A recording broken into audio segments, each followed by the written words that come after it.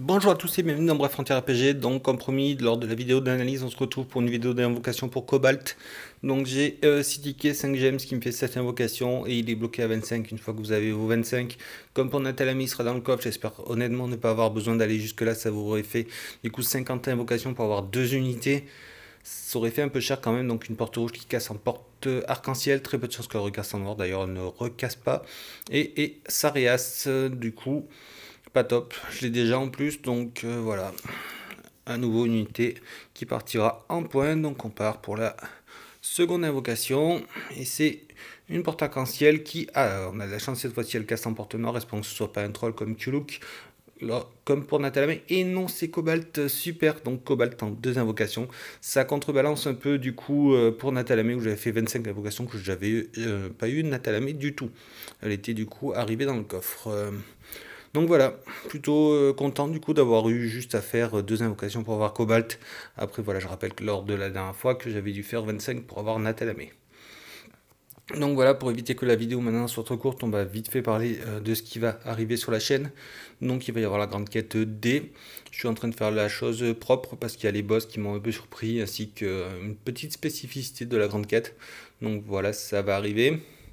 Ensuite, il va y avoir très certainement quelques sphères actuellement parce qu'il y a beaucoup de sphères et c'est vrai que c'est des choses que je ne fais plus. Je suis en train du coup de remonter ça.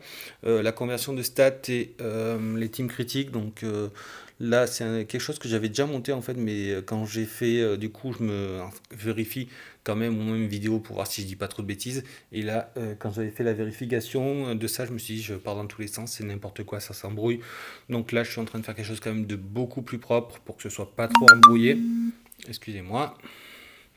Donc voilà. Ensuite, qu'est-ce qui va arriver? Ben, les Frontier Gate, donc de la musique sur Frontier Gate, Karnamasta, et je pense des vidéos quand il y aura le troisième arc et compagnie. Ensuite, qu'est-ce que je voulais dire? Ah oui, voilà. On m'a reproché de ne pas avoir trop expliqué en fait Cobalt.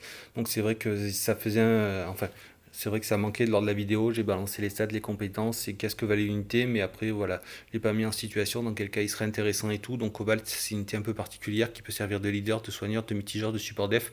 Donc il remplit quasiment tous les rôles. Il n'est pas vraiment comparable.